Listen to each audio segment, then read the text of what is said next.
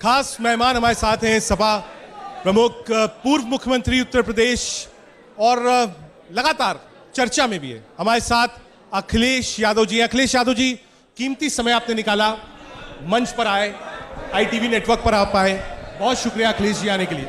बहुत धन्यवाद आपका। अखिलेश जी, सबसे पहले आपसे जानना चाहेंगे, क्योंकि आपने आजकल तो कैंपेन रुका हुआ है, इलेक्शन कमीशन ने 15 तारीख तक फिलहाल रोका है। 5 साल बीजेपी की सरकार रही, आज की डेट में जो ये चुनाव चलेगा इसमें इश्यूज क्या होगा? वो 5 बड़े मुद्दे जिसको लेकर समाजवादी पार्टी चुनाव में जनता के बीच में। सबसे बड़ी बात यह है कि इधर उत्तर प्रदेश की जनता भारतीय जनता पार्टी को हटाना चाहती है और लगातार उनके मंत्री, उनके विधायक उन्हीं से नाराज हैं। अखिलेश जी, एक बार अगर आप कह देंगे, क्योंकि समर्थक नहीं, मैं चाहूँगा जितने लोग हैं अगर सुनेंगे तो अच्छा लगेगा। आप कुछ मत बोलिए, आप केवल सुनिए। ठीक है अखिलेश जी, 5 बड़े मुद्दे जिसको लेकर समाजवादी पार्टी और आप जनता के बीच में।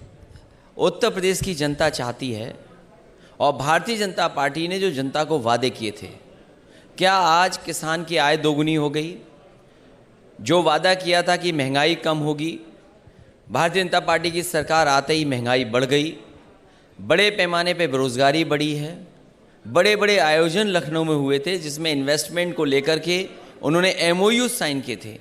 आज जनता जानना चाहती है कि वो MOU जो साइन हुए थे वो ज़मीन पर कितने उतरे हैं।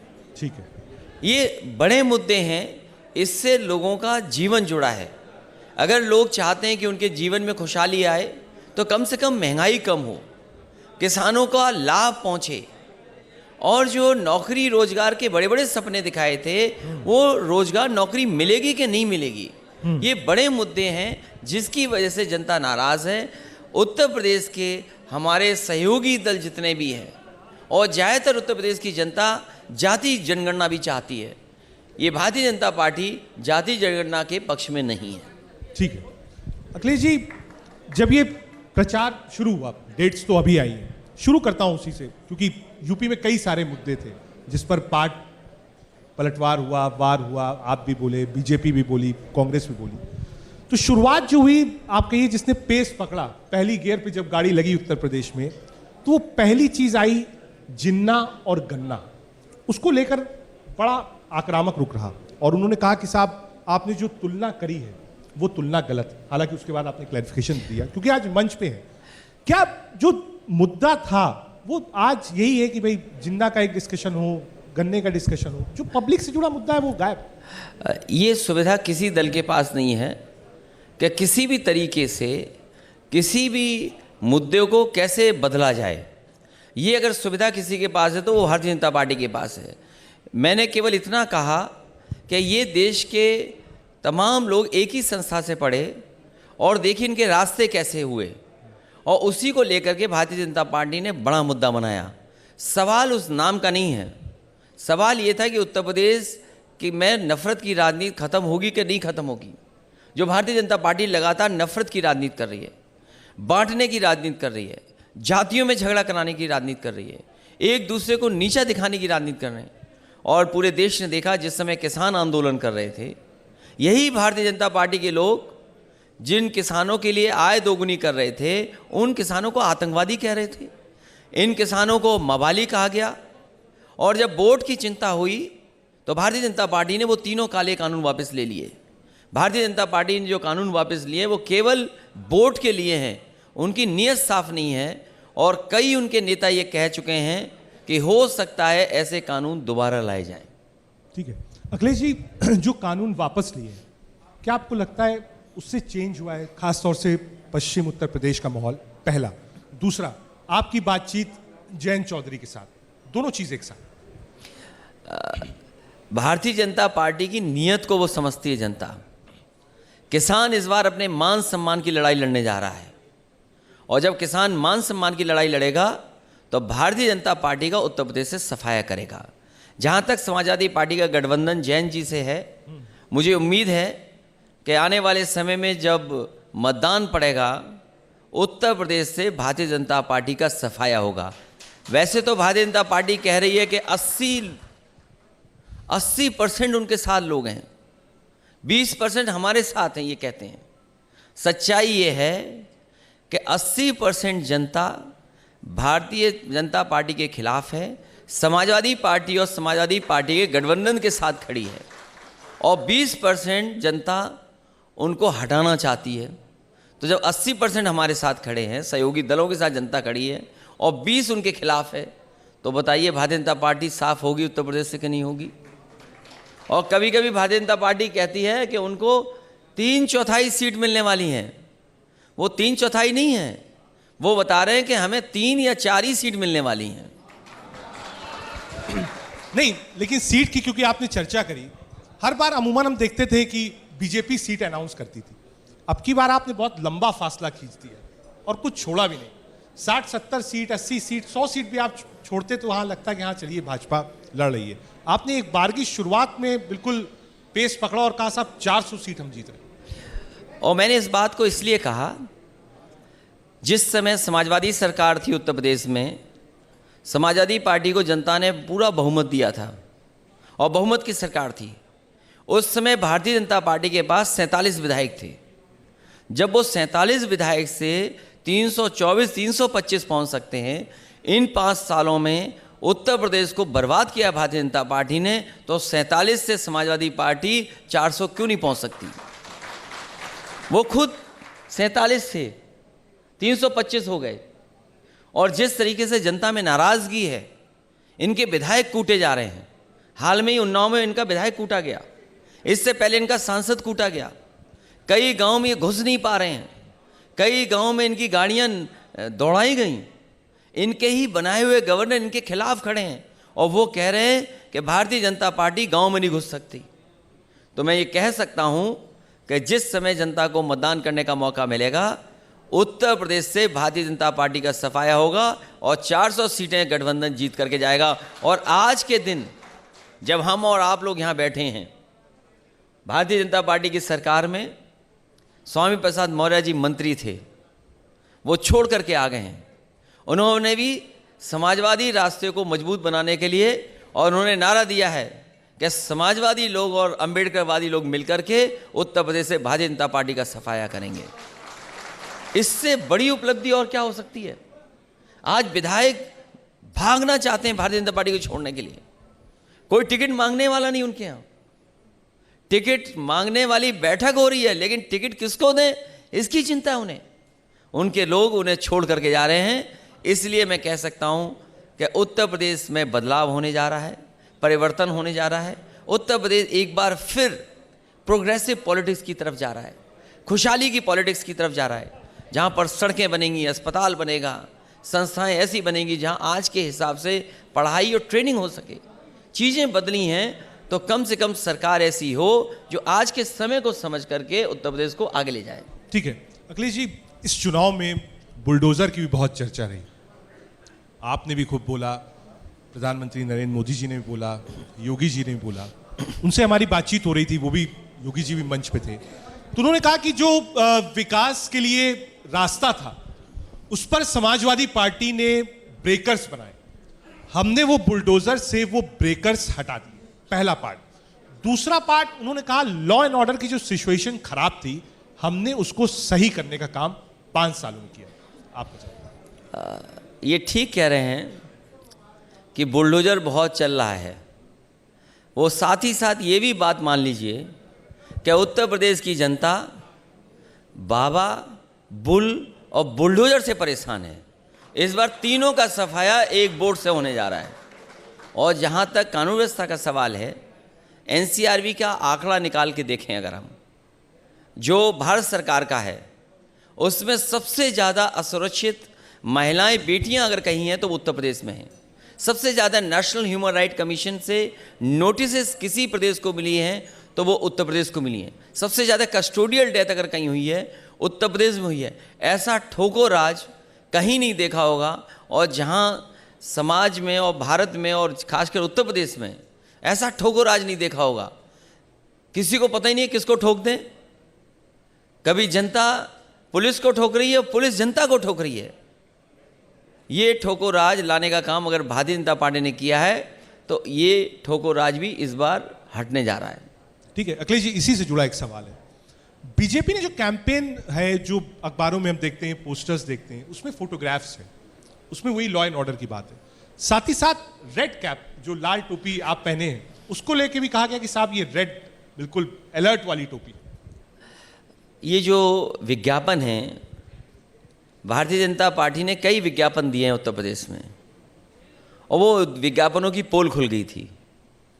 एक बार इन्होंने फ्लाईओवर दिखाया, इस उत्तर प्रदेश की जागरूक जनता ने पकड़ लिया ये बंगाल का फ्लाईओवर है।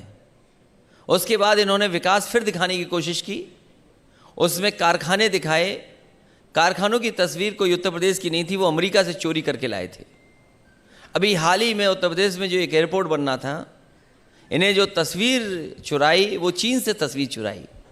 तो लोग समझ गए हैं इनके विज्ञापन झूठे हैं, इनका हर वादा जुमला निकला। इस बार झूठ के फूल की कोई बात चलने वाली नहीं है। झूठ के फूल का सफाया होने जा रहा है इस बार। अखिलेश जी, बार बार जब टारगेट किया जाता है, इलेक्शंस में होता है, एक आरोप पार्टी पर परिवारवाद का बहुत लंबा लगता है और कहा जाता है कि साहब एक ही परिवार की पार्टी है। बीजेपी को देखिए, कौन अध्यक्ष होगा पता नहीं है। कांग्रेस को देखिए, एक ही दल के लोग हैं, अध्यक्ष बन जाएंगे। तो एक आरोप, बार बार एक नैरेटिव है कि भाई परिवारवाद का एक बड़ा आरोप लगता है समाजवादी पार्टी पर। भारतीय जनता पार्टी में बड़े पैमाने पर परिवारवाद है। ये परिवारवाद वो तो है जो राजनीति में दिखाई देता है, लेकिन अगर ध्यान से देखा जाए, सबसे ज़्यादा परिवारवाद अगर किसी दल में है तो वो भारतीय जनता पार्टी में है। बहुत सारे अधिकारी ऐसे हैं जो कहीं ना कहीं रिश्तेदार हैं, परिवार के सदस्य हैं, जिनके भारतीय जनता पार्टी से सीधे संबंध हैं। तो क्या उस परिवारवाद के बारे में नहीं सोचा जाएगा? मुझे याद है अमरोहा का जब चुनाव था, जिसमें पुलिस कप्तान वहाँ पोस्टेड थे, वो भारतीय जनता पार्टी के एक सांसद के दामाद थे। इस तरह न जाने कितने उत्तर प्रदेश में आप देख लोगे जहाँ पर परिवार से ही संबंधित लोग पोस्टिंग और वहाँ पर कई ऊंचे पदों पे बैठे हैं। आने वाले समय में समाजवादी पार्टी इनकी शिकायत करने जा रही है चुनाव आयोग पर भी। कैसे अधिकारी जो भारतीय जनता पार्टी के रिश्तेदार हैं उनको हटाया जाए, उनके रहते हुए निष्पक्ष चुनाव नहीं हो सकता। एक तो ये पहलू है परिवारवाद का। और भारतीय जनता पार्टी अपना परिवार नहीं देख रही, उनके कई लोगों के परिवार के सांसद हैं, विधायक हैं, मंत्री हैं, आखिरकार उन्हें अपना परिवारवाद नहीं दिखाई दे रहा।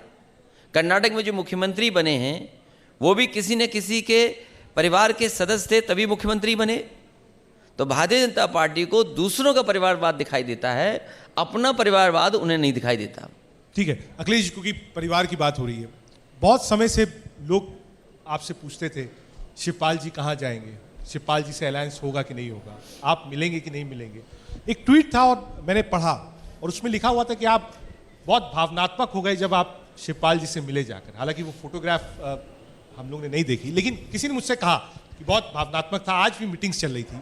सवाल लोगों के मन में ये है कि बहुत वक्त लगा और कैसे हुआ। इस बार समाजवादी पार्टी की कोशिश थी कि जितने भी क्षेत्रीय दल हैं और उत्तर प्रदेश में वो दल जो भारतीय जनता पार्टी को हटाना चाहते हैं, वो दल जो किसान और गरीब के लिए कुछ करना चाहते हैं, जो भेदभाव की राजनीति उसको मिटाना चाहते हैं, इसलिए चाचा को भी साथ लेकर के आए। चाचा का भी एक दल है, उनका भी एक संगठन है, जहां और दलों को साथ लाया तो उनके दल को भी मैंने साथ लाने का काम किया। ठीक है, ओपी राजभर आपके पास हैं, जैन से आपकी बात चल रही है, शिवपाल जी से आपकी बात चल रही है, कई ऐसे छोटे छोटे भी दल हैं जिनसे आपकी बातचीत चल रही है। एक सवाल ये भी उत्पन्न होता है, आप मुख्यमंत्री रहे 5 साल तक, युवा भी हैं, ऐसा भी नहीं है कि कोई this is not last election. लोग ये भी एक बड़े पॉलिटिकल पंडित ये भी सोचते हैं कि आप अकेले भी लड़ सकते थे चुनाव, आप जनता के बीच में जा सकते थे, आपके पास कैडर था, आपके पास कैंडिडेट्स था, हर जगह आपके पास बूथ पे वर्कर थे। तो इतने सारे अलायंसेस की जरूरत क्यों पड़ी? और अगर मैं हाइपोथेटिकल क्वेश्चन होता है आपसे पूछ रहा हूं कि अगर सरकार आती है तो इतने सारे दलों को एक साथ लेकर चलाने में दिक्कत नहीं आएगी? उत्तर प्रदेश में जिस समय भारतीय जनता पार्टी ने सरकार बनाई थी, इसी तरह क्षेत्रीय दलों को साथ लाने का काम किया था। बहुत सारी जाति के नेता हैं या उन्होंने अपने समाज में काम करते करते उन्होंने दल बना लिया, उन दलों को साथ लाने का काम किया। समाजवादी पार्टी ने पहला काम ये किया कि जो भारतीय जनता पार्टी के साथ दल हैं उनको बाहर लाया जाए। और मुझे खुशी है कि सबसे पहले ओम प्रकाश राजभर जी बाहर आए और उन्होंने से हमारी समाजवादी पार्टी का अलायंस हुआ। जिस दरवाजे से भारतीय जनता पार्टी सत्ता में पहुंची थी, उसी दरवाजे को बंद करने का काम ये क्षेत्रीय दल करेंगे और उनके साथ समाजवादी पार्टी खड़ी है। ठीक है अखिलेश जी, अभी प्रेस कॉन्फ्रेंस थी और इलेक्शन कमीशन ने उसके पहले जब अनाउंस किया तो कहा 15 तारीख तक कोई भी रैलीज रोड शोज आप नहीं कर सकते। मोड ऑफ कनेक्ट चेंज हुआ है। पहले आप रैलीज करते थे, हमने कई विजुअल्स देखे, वीडियोस देखे, जब आप सुबह 6 बजे भी लखनऊ लौटे, रात में जनता आपके पास खड़ी थी। अब ऐसा नहीं हो सकता। ये चुनाव कैसे लड़ेगी समाजवादी पार्टी, कैसे आप ज्यादा से ज्यादा लोगों के पास पहुंचेंगे? और आपने कहा भी कि चुनाव आयोग को देखना चाहिए कि हर पार्टी के पास उतना संसाधन और उसका वोट बैंक उस तरीके का नहीं है कि वो डिजिटली कनेक्ट इतने वास्ट कैंपस में कर पाए। स्वाभाविक है कि किसी को ये नहीं पता था कि चुनाव इस तरीके से होगा। लोगों में ये आशंका थी कि बीमारी आएगी तो चुनाव कहीं टल ना जाए। लेकिन खुशी है इस बात की कि चुनाव आयोग ने तारीखें घोषित कर दी हैं। कुछ पाबंदियों के साथ चुनाव प्रचार करना होगा। जहाँ तक समाजवादी पार्टी का सवाल है, समाजवादी पार्टी पूरी तरीके से डिजिटली भी तैयार है और डिजिटल के साथ साथ समाजवादी पार्टी का पूरा कैडर फिजिकली भी तैयार है। भारतीय जनता पार्टी जहाँ वर्चुअल रैली करेगी, हो सकता है उनकी बैटरी डिस्चार्ज हो जाए, लेकिन जो फिजिकली काम करेंगे उनकी बैटरी डिस्चार्ज नहीं होने वाली। तो समाजवादी पार्टी के फिजिकली इतनी बड़ी संख्या में कार्यकर्ता नेता हैं जो गांव-गांव जाकर के लोगों का समर्थन सहयोग मांगेंगे। मैंने इस बात को इसलिए कहा कि समाजवादी पार्टी तो मुकाबला कर सकती है बीजेपी का, लेकिन कई क्षेत्रीय दल हैं। मान लीजिए ओम प्रकाश राजभर जी का दल है, डॉक्टर संजय चौहान जी का दल है, महान दल है, अभी नया दल बना है, मान लीजिए आदरणीय श्रीमती कृष्णा पटेल जी हैं, उनका दल है। आरएलडी भी एक हद तक सक्षम है कि वो डिजिटली लड़ाई लड़ सकता है। तो ये जो छोटे दल हैं, ये क्षेत्रीय दल हैं, इनके पास कहाँ इंफ्रास्ट्रक्चर है? कहीं ना कहीं इनके बारे में इलेक्शन कमीशन को सोचना चाहिए और इन्हें इन दलों को भी मौका मिले, चाहे वो टीवी पर मिले, चाहे सरकारी चैनलों पर मिले, और अगर कुछ रास्ता निकाला जा सके इन दलों के लिए तो चुनाव आयोग को जरूर विचार करना चाहिए। ठीक है अखिलेश जी, अलायंसेस की बात आपने करी। एक अलायंस लोकसभा इलेक्शंस में आपने बहुजन समाज पार्टी के साथ किया था, विधानसभा में पिछली बार कांग्रेस पार्टी के साथ किया था। इस बार क्या कोई बातचीत नहीं हुई? सीट्स पर बातचीत नहीं बनी आपकी? कोई ऐसा व्यक्ति नहीं था जो शायद सहजता से बात कर पाता? ये दो पार्टीज आउट ऑफ फ्रेम। लोग कहते हैं कि साहब जब सारे दल साथ में हैं तो रह सकते थे, और आपने दोनों के साथ चुनाव लड़ा है। इन दोनों को अब की बार आपने अलग रखा है इलेक्शन से। बड़े राष्ट्रीय दल या बड़े दलों के साथ समाजवादी पार्टी का अनुभव ठीक नहीं रहा, और जब गठबंधन के लिए जाए इन दलों के पास तो बड़ी संख्या में सीटें मांगते हैं। इसलिए समाजवादी पार्टी की कोशिश रही कि क्षेत्रीय दलों को साथ लाएं, जिससे कम से कम सीटों में गठबंधन हो जाए और साथ लड़ें, क्योंकि इन दलों में इतनी बड़ी संख्या की डिमांड नहीं होगी सीटों की जितनी राष्ट्रीय पार्टियां मांगेंगी। मांगने को दूसरे दलों ने बहुत मांगा, लेकिन अंततः जीत क्या हुई? इसलिए जो अनुभव था बड़े दलों के साथ वो ठीक नहीं रहा। इस बार क्षेत्रीय दलों को लाने का काम समाजवादी ने किया है। ठीक है, प्रियंका गांधी भी कैंपेन कर रही हैं। एक जहाज वाली तस्वीर आई थी जो आप लोग एक ही प्लेन पे थे, मैंने उनका भी इंटरव्यू किया था, पूछा था, तो उन्होंने कहा कि भाई हमारे पास जो लोग डरपोक थे, मैंने अखिलेश जी से थैंक यू कहा कि वो लोग आपने ले ली। और कांग्रेस के बहुत सारे ऐसे लीडर्स कानपुर से हों, पश्चिमी उत्तर प्रदेश से हों, आपकी तरफ आए। प्रियंका गांधी वाड्रा को आप कैसे देखते हैं उत्तर प्रदेश में? उनकी पार्टी कोशिश कर रही है, लेकिन उनकी जितनी बुराइयां थीं उसी की वजह से भारतीय जनता पार्टी आज दिखाई दे रही है। और आज अगर मोटी मोटी राजनीति हम देखें तो कांग्रेस के रास्ते पे ही भारतीय जनता पार्टी चल रही है। भारतीय जनता पार्टी की कोई नई राजनीति नहीं है। जहाँ तक उस तस्वीर की बात है, मैंने उस समय भी कहा था कि जो सच्चा कांग्रेसी होगा वो कभी डरपोक नहीं होगा। अब पता नहीं वो किस कांग्रेसी के बारे में बात कर रही थी। जो सच्चा कांग्रेसी होगा वो डरपोक नहीं हो सकता। ठीक है अखिलेश जी, सेशन को आगे बढ़ाएं, क्योंकि चर्चा मंदिरों की बहुत है। हमने बनारस मंदिर देखा, अयोध्या में कई कार्यक्रम देखे, मथुरा का भी जिक्र आया। योगी आदित्यनाथ जी ने कहा कि भाई सांस्कृतिक राष्ट्रवाद कोई गलत चीज नहीं है। अगर हम जीर्णोद्धार करा रहे हैं, मंदिर में जा रहे हैं, तो इसमें गलत क्या है? हमारे बाबा मुख्यमंत्री पूजा करने नहीं जानते, उनको पूजा करने का तरीका ही नहीं पता है। और अभी बनारस में जब गए थे वो मंत्रों का भी उच्चारण नहीं कर पा रहे थे, और इस सच्चे योगी भी नहीं हैं। क्योंकि योगी की परिभाषा ये है कि जो दूसरों का दुख अपना दुख समझे वो योगी है। लेकिन हमारे जो मुख्यमंत्री हैं दूसरों को दुख दे रहे हैं, तो योगी नहीं हो सकते। जहाँ तक पूजा पाठ का सवाल है, ये सबकी व्यक्तिगत आस्था का सवाल है, कौन किस तरीके से और कौन कहाँ पूजा करना चाहता है। लेकिन भारतीय जनता पार्टी के लिए धर्म, पूजा पाठ एक वोट मांगने का रास्ता है। मथुरा की बहुत चर्चा है, केशव प्रसाद मौर्य जी थे, बीजेपी थे, उन्होंने चर्चा करी और सीधा सवाल कहा कि अखिलेश जी इस पर क्यों नहीं बोल रहे, उनको खुलकर बोलना चाहिए।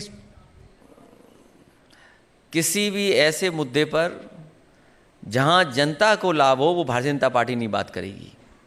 आज किसानों की आय दोगुनी होगी कि नहीं होगी उस पर कोई जवाब नहीं है। उत्तर प्रदेश का यूथ, उत्तर प्रदेश का नौजवान रोजगार और नौकरी चाहता है, उस पर बात नहीं होगी। इस बार यूथ ने ठान लिया है कि अपने बूथ पर भारतीय जनता पार्टी का सफाया करेंगे। जो महंगाई बढ़ी है उसके कोई जवाब नहीं है। लगातार महंगाई बढ़ रही है और उसका परिणाम ये हो रहा है कि कमाई भी आधी हो गई है। आज किसी को मुनाफा नहीं हो रहा, कमाई आधी है और महंगाई दोगुनी हो जाएगी तो कैसे खुशहाली आएगी। आज कोई कारखाना उद्योग नहीं लगा है। बाबा मुख्यमंत्री जी नहीं बता सकते कि लखनऊ में कौन सा कारखाना लगाएं। भूल जाइए लखनऊ, अगर कहीं भी उन्होंने कोई नया कारखाना लगाया हो, जो इन्वेस्टमेंट मीट में एमओयू साइन हुए तो बताएं सरकार। वन डिस्ट्रिक्ट वन प्रोडक्ट के बारे में बहुत प्रचार किया इन्होंने, लेकिन किसी का समर्थन मिला इन्हें, किसी का सहयोग किया इन्होंने। आज उत्तर प्रदेश में एमएसएमईज और स्मॉल स्केल इंडस्ट्री पूरी ठप हो गई, जो हमारी ताकत थी। मैं आपको भरोसा दिलाता हूं कि जब कभी भी समाजवादी सरकार बनेगी तो जितनी भी सरकारी नौकरियां हैं, जो रिक्त पद हैं, उनको सबसे पहले भरा जाएगा। और चाहे हमें एमएसएमईज को या स्मॉल स्केल इंडस्ट्री को सपोर्ट करना पड़े तो नए फैसले लेकर के किसी भी तरीके से सपोर्ट करेंगे जिससे रोजगार के ज़्यादा अवसर पैदा हों। ठीक है, बिजली को लेकर आपने एक संकल्प लिया और कहा कि साहब 300 यूनिट तक बिजली हम फ्री देंगे और किसानों को सिंचाई के लिए फ्री देंगे। ये एक मॉडल फ्रीबीज का जो था वो पहले साउथ में बहुत चलता था, साउथ में इसका कल्चर बहुत था। दिल्ली में भी हमने देखा कि यूनिट्स के हिसाब से आया। आपको लगता है इतने बड़े प्रदेश में ये इकोनॉमिकली फिजिबल होगा? ये बिजली का सवाल बड़ा है और हमने तो कई बार ये भी मांग की समाजवादियों ने कि उत्तर प्रदेश ने 2-2 बार सरकार भारत में बनवाई है भारतीय जनता पार्टी की। दिल्ली में सरकार बनी है उत्तर प्रदेश की वजह से। सबसे ज़्यादा लोकसभा के सांसद उनके जीते हैं, इस बार विधायक भी बड़ी संख्या में जीते हैं। लेकिन उत्तर प्रदेश का कोटा जो बिजली का होता वो अभी तक भारतीय जनता पार्टी ने नहीं बढ़ाया। अगर ये कोटा बिजली का बढ़ा देते तो आज आम जनता को बिजली का बिल इतना नहीं देना पड़ता जितना आज बिल देना पड़ रहा है। और जिस समय बिजली सस्ती होगी, या हमने जो 300 यूनिट फ्री का कहा है, ये सीधा सीधा हमारे गरीब किसान और आम लोगों को फ़ायदा पहुंचाने वाला है। अगर ये बिल बच रहा है तो कहीं ना कहीं वो खर्चा करेंगे, कहीं ना कहीं उससे उनके परिवार में कुछ और काम हो जाएंगे। और जहाँ तक बिजली का सवाल है, ये ज़रूर बता रहे हैं कि हमारा इतना घाटा है। अभी सरकार कहती है कि 90,000 करोड़ का घाटा है। आखिरकार डबल इंजन की सरकार ये 90,000 करोड़ का घाटा कैसे कर दिया इन्होंने? इसका जवाब भारतीय जनता पार्टी के पास क्या है? ये डबल इंजन की सरकार ऐसी है कि एक दूसरे के पहिए के वो नट बोल्ट खोल रहे हैं लोग कि चल ही नहीं इनके। आखिरकार 90,000 करोड़ का घाटे की जिम्मेदारी किसकी है? लेकिन मैं कह सकता हूं कि जितने भी बिजली के कारखाने उत्तर प्रदेश में बने हैं और लग रहे हैं, जिस समय लग जाएंगे समाजवादी सरकार उनको लगाएगी, पूरा करेगी और आम जनता को 300 यूनिट फ्री बिजली देंगे। साथ ही साथ किसानों की सिंचाई भी फ्री होगी। ठीक है अखिलेश जी, क्योंकि ब्राह्मण पॉलिटिक्स भी उत्तर प्रदेश में खूब जोरों पर है, खूब चर्चा पे। आप भी गए, मूर्ति का आपने अनावरण किया और फरसा लेकर आप रथ पर निकले। परशुराम जी का। हालांकि आपने कहा था कि एक मूर्ति लखनऊ में भी अगर होगा तो हम बहुत बड़ी मूर्ति बनवाएंगे। तो माना जाए कि एक जो सॉफ्ट हिंदुत्व है, जो एक मैसेजिंग है, वो हर पार्टी देना चाहती है। अब लड़ाई जो है वो परशुराम पे आ गई है, आपकी और भारतीय जनता पार्टी। भारतीय जनता पार्टी ने भी परशुराम को पकड़ा। समाजवादी पार्टी और खासकर मैं, सभी जितने भी भगवान विष्णु के अवतार हैं सबको मैं मानता हूँ। और मुझे खुशी है इस बात की कि कुछ समाजवादी साथियों ने भगवान परशुराम का मंदिर बनाया और उससे भारतीय जनता पार्टी की आंख खुल गई। उन्होंने भी भगवान परशुराम जी का मंदिर बना दिया। कम से कम समाजवादियों ने उनकी आंख खोलने का काम किया है। और जहाँ तक महापुरुषों का सम्मान या भगवान के लिए कुछ बनाने की बात होगी तो समाजवादी पार्टी कभी पीछे नहीं हटेगी, समाजवादी पार्टी सहयोग करेगी। ठीक है, अभी आपने कहा कि आपकी वजह से ही बीजेपी की आंख खुली और उन्होंने भी इसकी चर्चा की। एक टिप्पणी आपने प्रेस कॉन्फ्रेंस में भी करी कि जब आप सोते हैं तो सपने में भगवान आपके आते हैं और कहते हैं कि अब सरकार बनने वाली है। हमारे उत्तर प्रदेश के मुख्यमंत्री जी बहुत चिंता करते हैं कौन किस समय सो रहा है, कौन किस समय जग रहा है। उन्होंने ये बात कही कि आप 12 बजे सो के उठते हैं। उन्हें ये भी चिंता है कि किसके सपनों में कौन आ रहा है। लेकिन बाबा मुख्यमंत्री जी को ये चिंता नहीं है जो दावा करते हैं कि 24 घंटे काम कर रहे हैं। अगर वो 24 घंटे काम कर रहे हैं तभी तो इतनी बेरोजगारी है। 24 घंटे काम कर रहे हैं इसीलिए तो महंगाई है। अगर कम घंटे काम किया होता तो शायद इतने बड़े पैमाने पे बेरोजगारी न होती। लेकिन मंदिर को लेके राजनीति खूब होती है। अयोध्या में कहा गया कि साहब समाजवादी पार्टी रिजिम में कोई काम नहीं किया गया। काशी के जीर्णोद्धार का काम प्रधानमंत्री ने कराया। कहते हैं साहब समाजवादी पार्टी ने इस तरफ देखा ही नहीं, अब कोशिश कर रही है देखने की। इस समय सुप्रीम कोर्ट का सभी धन्यवाद दे रहे हैं। माननीय सुप्रीम कोर्ट के फैसले के बाद भगवान श्री राम का मंदिर बन रहा है। भारतीय जनता पार्टी जानबूझकर डिले कर रही है, जानबूझ करके नहीं बनाना चाहती है, क्योंकि भारतीय जनता पार्टी को वोट चाहिए। सुप्रीम कोर्ट के फैसले के बाद कम से कम इन्हें मंदिर का निर्माण जल्दी करा देना चाहिए था। और जहाँ तक कहीं भी जीर्णोद्धार या किसी तरह का मॉडिफिकेशन हो रहा है, समाजवादी सरकार थी उस समय भी जो हो सकता था उसका सहयोग किया गया। जो इतना बड़ा बनकर के तैयार हुआ वाराणसी में, सबसे पहले अगर किसी ने प्लॉट या कुछ जगह ली गई थी सरकार की तरफ से तो समाजवादी सरकार में न केवल जगह ली गई बल्कि जो वहाँ के पुजारी हैं उनका भी मानदेय अगर किसी ने पहली बार बनाया और बढ़ाया तो वो समाजवादी सरकार थी जो यहाँ के पूजा पाठ करने वाले ब्राह्मणों का मानदेय देने का काम किया। ठीक है, इत्र की बहुत चर्चा है अखिलेश जी।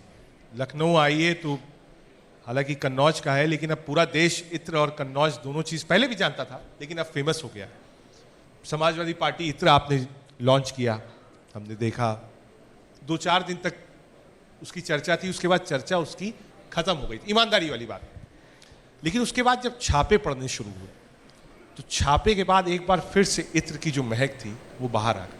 आपकी टिप्पणी उसमें? कन्नौज में इत्र कोई आज से बनना शुरू नहीं हो गया, कई 100 वर्षों से इत्र बन रहा है। अगर इत्र को कोई बदनाम करना चाहता है तो वो है भारतीय जनता पार्टी। कन्नौज का एक इतिहास रहा है, बहुत शानदार इतिहास रहा है।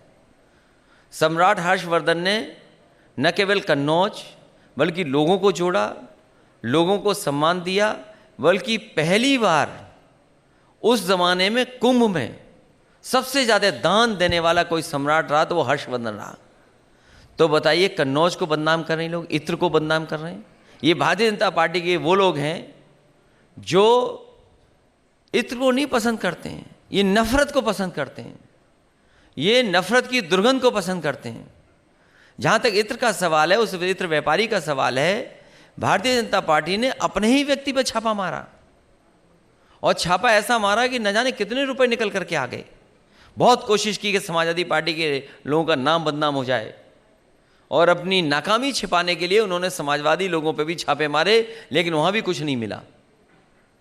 ये नाकामी है। और जहाँ तक छापों का सवाल है, भारतीय जनता पार्टी वहाँ छापे मारती जहाँ जहाँ चुनाव है, और ये भी देखा गया है जहाँ जहाँ छापे पड़े हैं वहाँ भारतीय जनता पार्टी हारी है।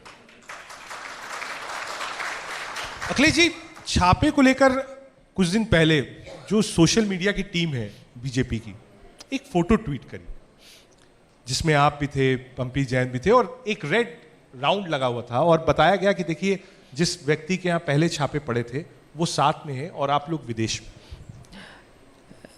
भारतीय जनता पार्टी के झूठ के फूल में खुशबू नहीं आ सकती। ये झूठ का फूल है, यह इनकी हर बात झूठी है, इनके विज्ञापन झूठे हैं, जो ट्वीट किया गया वो भी झूठा है। ये कारोबार नहीं करना चाहते, कारोबार से लोग जुड़ते हैं, उद्योग कारोबार बढ़ेगा तो लोग आपस में जुड़ेंगे, लेकिन ये झूठ का प्रचार ज़्यादा करते हैं। सबसे ज़्यादा देश में अगर कोई झूठी पार्टी है तो भारतीय जनता पार्टी। ये इन्हें 100 बार झूठ ना बोलना पड़ेगा तब सच बना पाएंगे, लेकिन इस बार जनता तैयार है, इनकी इस हर चाल को समझ गई है, इनका झूठ चलने वाला नहीं है।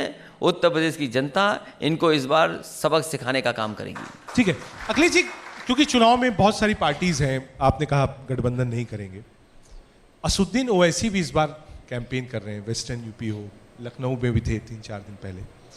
उन्होंने कई बार दबे शब्दों में ये बात कही कि अखिलेश जी चाहे तो हम उनसे गठबंधन कर सकते हैं, और जिनका उनके साथ बातचीत चल रही थी वो अब आपके साथ है।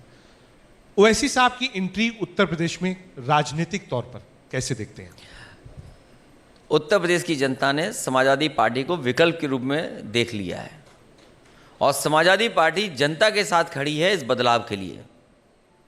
इसलिए अब गठबंधन और इस तरह का अब आगे कुछ नहीं हो पा रहा है, क्योंकि चुनाव की तारीख आ गई है। समाजवादी पार्टी सीधा सीधा जनता के साथ खड़ी है इस भारतीय जनता पार्टी को हटाने के लिए। ठीक है अखिलेश जी, क्योंकि थर्ड वेव है कोविड की, इलेक्शन कमीशन ने भी कहा मत निकलिए, क्योंकि कोविड की बातचीत है। मुख्यमंत्री योगी आदित्यनाथ जी ने कहा कि जब कोविड काल था तो अखिलेश जी निकले नहीं, लोगों से नहीं मिले। कांग्रेस ने भी यही कहा कि जब जनता को जरूरत थी तब मिले नहीं। आपने आरोप लगाया कि जो मैनेजमेंट होना चाहिए था सरकार का कोविड पैंडेमिक में, सेकेंड वेव में, वो नहीं रहा। उत्तर प्रदेश की सरकार और बाबा मुख्यमंत्री अपनी नाकामी को छिपाना चाहते हैं। आखिरकार जो 21 अधिकारियों की टीम थी, क्या वो टीम नाकाम नहीं थी? कितनी हजारों लाशें गंगा के किनारे बहती लोगों ने देखी। वो तस्वीर कैसे भूल सकता है कोई, जो गाजीपुर की थी, बक्सर की थी, वाराणसी की तस्वीरें आई, इलाहाबाद की तस्वीरें आई, उन्नाव की तस्वीरें आई, कन्नौज की तस्वीरें थीं। वो गंगा के किनारे हजारों लाशें बह रही थीं। दाह संस्कार के लिए लकड़ी नहीं पुजा पाए। और इसी राजधानी में लखनऊ में, जहां इनकी 21 अधिकारियों की टीम रहती थी जो कोविड मैनेजमेंट कर रही थी, जब दाह संस्कार ज़्यादा होने लगे, क्रियाक्रम जब इसी किनारे होने लगे, तो इस सरकार के पास लकड़ी नहीं थी लकड़ी देने के लिए, और लोगों ने किलोमीटरों में दाह संस्कार की तैयारी कर ली और दाह संस्कार हुए। अपनी नाकामी छिपाने के लिए टीन शेड लगाया।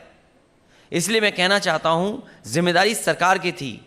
उत्तर प्रदेश की जनता ने वो समय भी देखा जिस समय लॉकडाउन लगा और मजदूर पैदल पैदल घर पहुँचे थे। अगर किसी ने अनाज छोड़ा था जनता को तो भारतीय जनता पार्टी ने। और कोविड का मिसमैनेजमेंट अगर किसी की वजह से है तो भारतीय जनता पार्टी की सरकार की वजह से है। वो विपक्ष पे थोप नहीं सकते। विपक्ष के लोग अगर निकल रहे थे मदद के लिए तो उन पे मुकदमे लगाए जा रहे थे। क्या विपक्ष के लोगों की बात अधिकारी सुनेंगे जो ऑक्सीजन बांट रहे थे? विपक्ष के लोगों की क्या वो अधिकारी सुनेंगे जो उस समय रेमडेसिविर इंजेक्शन था वो बांट रहे थे? आखिर अधिकारी किसकी सुन रहे थे? अधिकारी सरकार की सुन रहे थे। ये जिम्मेदारी सरकार की थी, ये जिम्मेदारी विपक्ष की नहीं थी। ये जिम्मेदारी खाने से लेकर के इलाज, बिस्तर, दवाई किसी की थी तो वो सरकार की थी। अगर ऑक्सीजन नहीं कोई दे पाया है तो वो सरकार नहीं दे पाई है। उसके जिम्मेदार अगर कोई है तो बाबा मुख्यमंत्री खुद जिम्मेदार हैं। उन्हें खुद इस बार हटना पड़ेगा।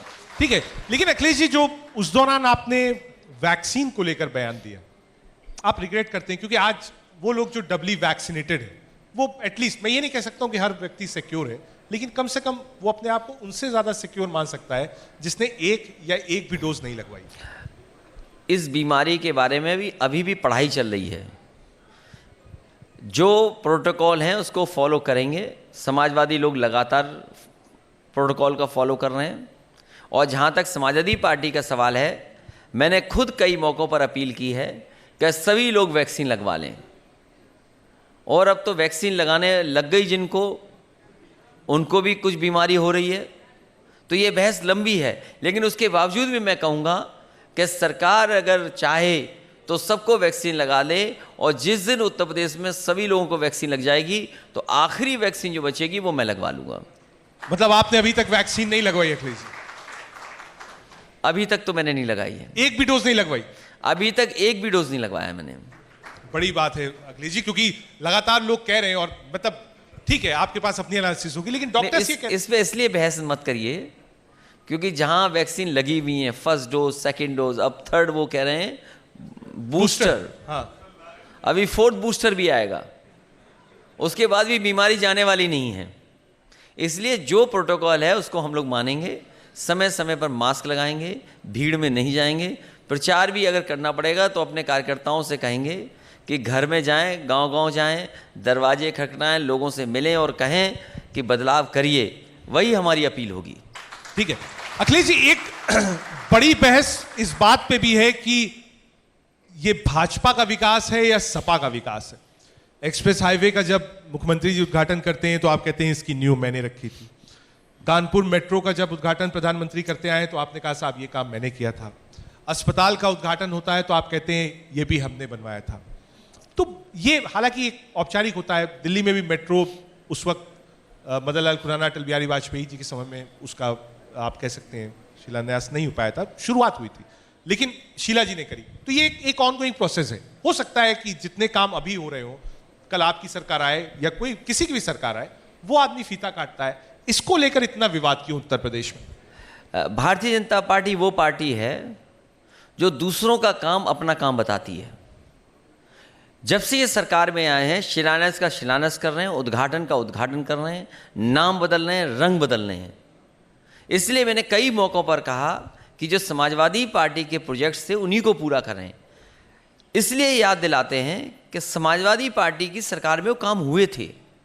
दुर्भाग्य इस बात का है कि भारतीय जनता पार्टी इस बात को स्वीकार नहीं करती है कि ये दूसरे दल का काम था, दूसरे दल का काम हम पूरा कर रहे हैं।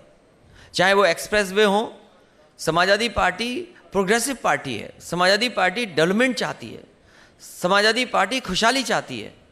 और खुशहाली के लिए, डेवलपमेंट के लिए सबसे बड़ी बात है कि उत्तर प्रदेश का इंफ्रास्ट्रक्चर कैसे बेहतर हो। मुझे याद है कि सबसे पहले एक्सप्रेस वे बनाने का काम और इस तरह के वेल डिज़ाइन और अलाइनमेंट अच्छा देने का काम अगर किसी ने किया देश में तो समाजवादी सरकार में हुआ, जो एक्सप्रेस वे आज भी देश का सबसे बेहतर एक्सप्रेस वे है। यही नहीं, कैंसर इंस्टीट्यूट बनाने का काम, जिला मुख्यालयों को 4 लेन से जोड़ना, बिजली का उत्पादन उत्तर प्रदेश में कैसे बढ़े, ट्रांसमिशन लाइंस कैसे बड़ी बने, डिस्ट्रीब्यूशन सिस्टम उत्तर प्रदेश का कैसे बेहतर हो, मेडिकल फैसिलिटीज़ कैसे बेहतर हों, अस्पताल कैसे बने, मेडिकल कॉलेजेस बनाए गए। और मुझे खुशी है इस बात की, आज जितने भी एम्स उत्तर प्रदेश में बन रहे हैं, अगर ज़मीन किसी ने दी है तो समाजवादी सरकार में वो ज़मीनें दी गई हैं, चाहे वो रायबरेली का एम्स हो और चाहे गोरखपुर का एम्स है। इस तरह समाजवादी सरकार में काम होते रहे, और केवल इंफ्रास्ट्रक्चर के साथ साथ नहीं बल्कि समाज में और भी काम होना ज़रूरी होते हैं। समाजवादी पेंशन दी हम लोगों ने, समाजवादी लोगों ने लैपटॉप डिस्ट्रीब्यूट करके दिखा दिए।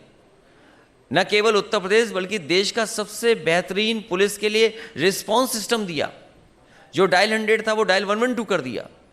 तो बहुत सारे काम ऐसे किए समाजवादी लोगों ने जो सीधे सीधे जनता से जुड़े हुए काम थे।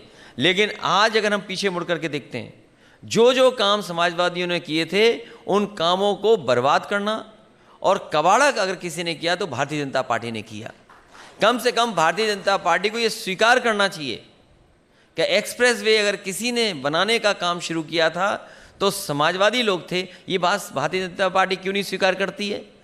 जब स्वीकार नहीं करती है, इसीलिए जनता को हम याद दिलाते हैं कि दिल्ली से कैंची आती है और लखनऊ से फीता लगता है, तब समाजवादी पार्टी के योजनाओं का उद्घाटन होता है। ठीक है अखिलेश जी, लेकिन कई उद्घाटन के मौके पर प्रधानमंत्री जी भी यहाँ थे, उनके कई भाषण थे, उन्होंने सीधे सीधे आपको ही अटैक किया और कहा कि 5 सालों में भ्रष्टाचार होता था।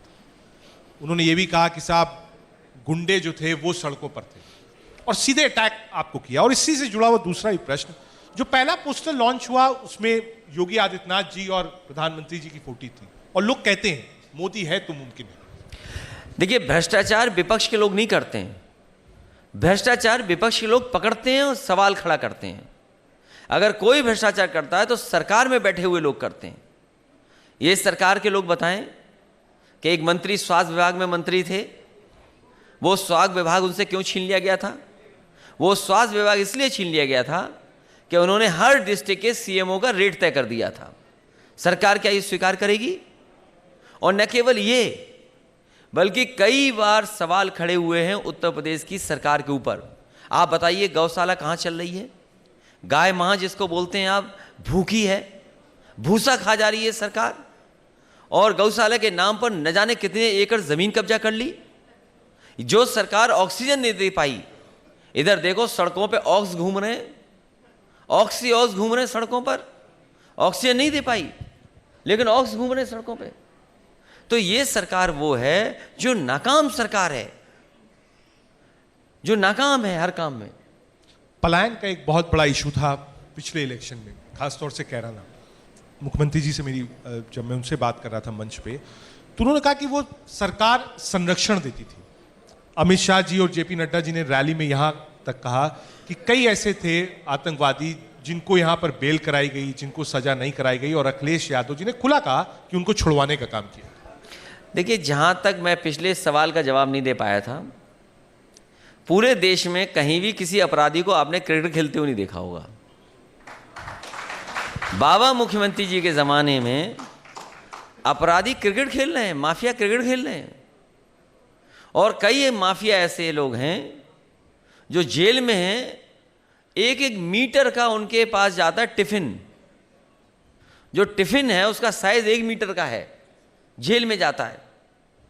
तो सरकार को अपने माफिया नहीं दिखाई देते हैं।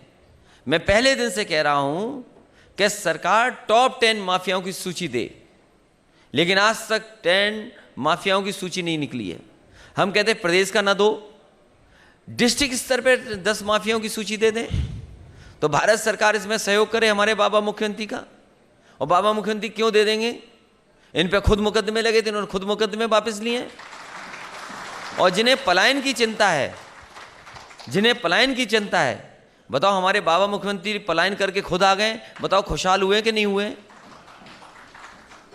हमारे जो बाबा मुख्यमंत्री हैं खुद पलायन होकर के यहाँ आए हैं, क्या बाहर के नहीं है ये? तो पलायन तो खुशहाली है इनके लिए। इसका जवाब है उनके पास कुछ? अच्छा अखिलेश जी, क्योंकि लोगों के बीच आप जाएंगे, 5 बड़ी चीजें अगर आप सरकार में आते हैं, उत्तर प्रदेश के लिए क्या हो?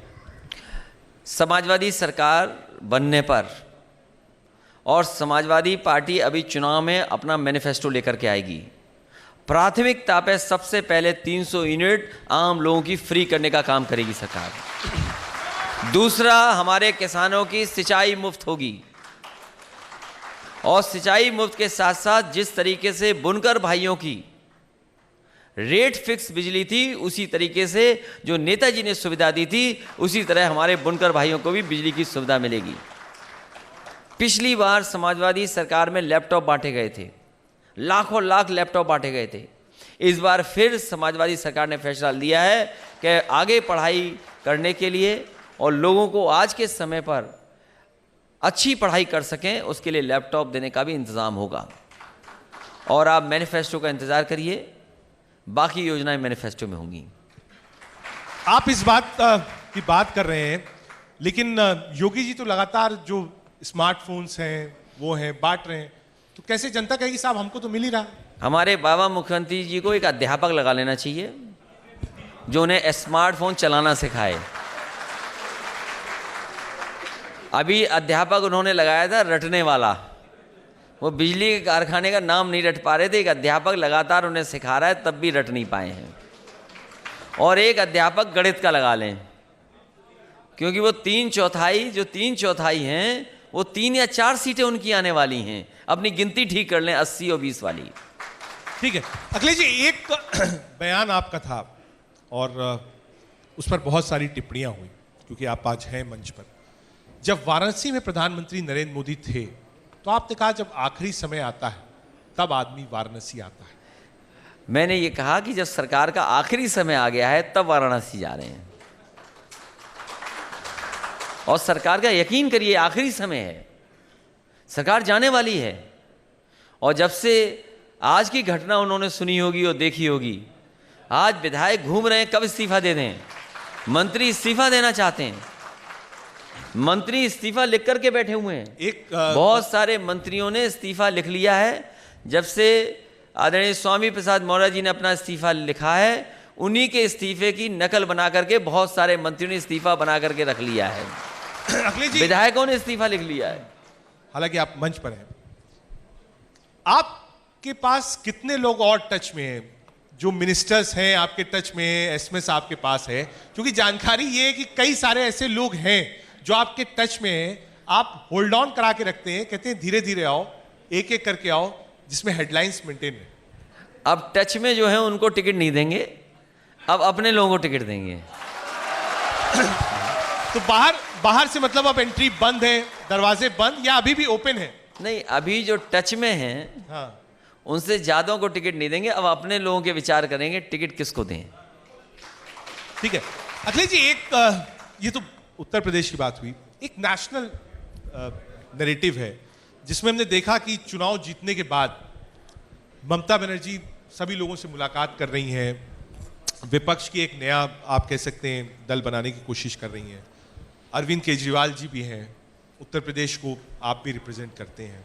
कांग्रेस पार्टी से लोगों ने दूरी बनाई है। ये जो नेशनल पर्सपेक्टिव बन रहा है विपक्ष को लेकर, इसको कैसे देखते हैं? इस समाजवादी पार्टी इतना बड़ा सपना नहीं देख रही है। उस समाजवादी पार्टी का पहला सपना है कि उत्तर प्रदेश को ठीक रास्ते पर लेकर के जाए। यहाँ की सड़कें अच्छी हों, अस्पताल अच्छे हों, बिजली सस्ती हो, उद्योग कारखाने चलें। ये देश का सबसे बड़ा प्रदेश है। ये देश की तरक्की कर सकता है वो प्रदेश है। ये देश की जीडीपी को बेहतर कर सकता है वो प्रदेश है। जिस समय उत्तर प्रदेश में चीज़ें ठीक होंगी, और मैं दावा कर सकता हूं अगर जनता समाजवादियों को मौका देगी तो देश का सबसे बेहतरीन अगर कोई प्रदेश होगा तो उत्तर प्रदेश होगा। और यहाँ का एक एक काम एग्जाम्पलरी होगा। और एग्जाम्पलरी मैं इसलिए कह सकता हूँ कि समाजवादी सरकार में कोई भी काम हुआ होगा। अगर मेट्रो बनी है तो दिल्ली और मुंबई से बेहतर मेट्रो अगर कहीं है तो वो लखनऊ की और कानपुर की, और आने वाले समय में आगरा की मेट्रो होगी। अगर बस स्टैंड कहीं भी हैं जो बेहतरीन बन सकते थे, समाजवादियों ने अपनी सरकार में बना करके दिखाए। और बसें भी ऐसी इंतज़ाम कर रहे थे जो गरीब चलते हैं उसके लिए इंतज़ाम अच्छा होता। स्टेडियम भी अगर किसी ने बनाया वर्ल्ड क्लास, तो समाजवादी लोगों ने लखनऊ में वर्ल्ड क्लास स्टेडियम बना दिया। ऐसा स्टेडियम अभी नहीं दिखाई देता है। साथ ही साथ एक रिवर फ्रंट की बहुत चर्चा होती है, लेकिन समाजवादियों ने उनके रिवर फ्रंट से अच्छा रिवर फ्रंट बना दिया। इसीलिए उसकी सीबीआई हो गई, इसीलिए उसकी ईडी हो गई। और मैं दावे के साथ कह सकता हूँ लखनऊ का जो गोमती का रिवर फ्रंट है, देश का सबसे बेहतर रिवर फ्रंट अगर कोई है तो वो आपका गोमती का रिवर फ्रंट है। तो इस तरीके से समाजवादी लोगों ने एग्जाम्पलरी काम करके दिखाए हैं। अगर लैपटॉप भी दुनिया के बेहतरीन कहीं बांटे गए तो उत्तर प्रदेश के नौजवानों को समाजवादी लोगों ने लैपटॉप बांट करके दिखा दिए। और हमारे बाबा मुख्यमंत्री जी टैबलेट दे रहे हैं, 4.5 साल पता नहीं कौन सी टैबलेट देते रहे, और ऐसी टैबलेट दे रहे हैं जो खुद नहीं चला पाते हैं। ठीक है अखिलेश जी, एक मिनट। अखिलेश जी, जब शुरुआत हुई, आपने कैंपेन की शुरुआत करी, तो पहला वीडियो जो हमने देखा, आप नेताजी से आशीर्वाद दे रहे थे, और पहला वीडियो जो हम लोग को मिला, हम लोगों ने देखा, उसमें था एक अच्छे पहलवान, राजनीतिक दांवपेच के माहिर नेताजी माने जाते हैं। क्या अभी भी आप पूछते हैं उनसे कि क्या होना चाहिए, जो बड़े डिसीजंस हैं वो गाइड कैसे करते हैं अब आपको? हमने कुछ दिन पहले अभी देखा कि कल या परसों नेताजी समाजवादी पार्टी कार्यालय में थे, वर्कर्स से बातचीत कर रहे थे। अब कैसे वो आपको ग्रूम करते हैं? क्योंकि रथ यात्रा शुरू करनी थी, और मुझे याद है उत्तर प्रदेश में सबसे पहले रथ यात्रा जब नेताजी ने शुरू की, उसके बाद समाजवादी सरकार बनी। और जब जब मुझे मौका मिला रथ चलाने का, रथ जब जब चला है उस समय समाजवादी सरकार बनी है। इस बार भी रथ चलाने में कामयाब हो गए। इसलिए रथ चलाने से पहले नेताजी का आशीर्वाद लेना जरूरी था। मैंने आशीर्वाद लिया, और जहाँ तक नेताजी का कोई सुझाव होता है उस पर जरूर विचार करता हूँ।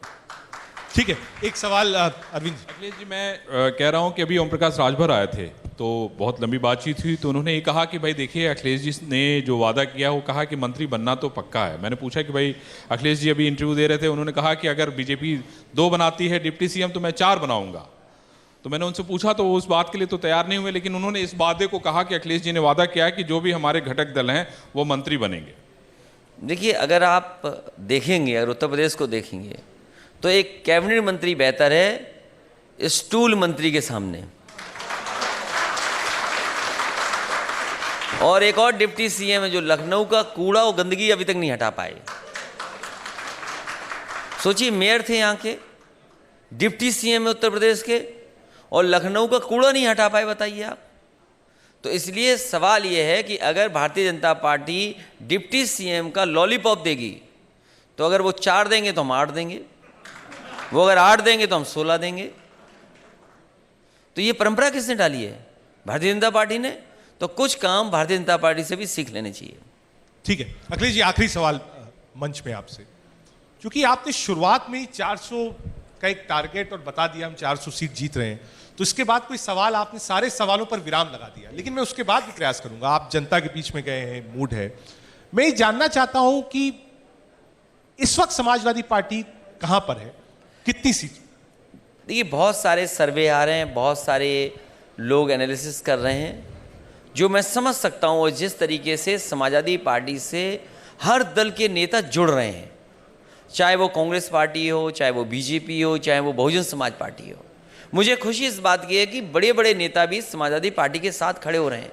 और वो इसलिए खड़े हो रहे हैं क्योंकि उत्तर प्रदेश की जनता बदलाव चाहती है, यहाँ का किसान बदलाव चाहता है, यहाँ का मजदूर बदलाव चाहता है, यहाँ का नौजवान बदलाव चाहता है।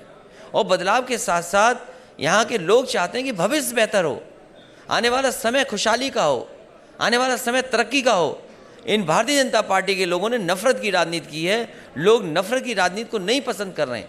इसलिए मैं कह सकता हूं, जब वो 47 से 325 जीत सकते हैं तो समाजवादी सरकार भी बनेगी, 400 गठबंधन जीत करके सरकार बनेगी। ठीक है, बहुत शुक्रिया अखिलेश जी, आपने कीमती वक्त निकाला और इंडिया न्यूज के मंच पे आए। बहुत शुक्रिया अखिलेश यादव जी। बहुत धन्यवाद आपका। For more such videos, subscribe to the NewsX YouTube channel, hit the bell icon.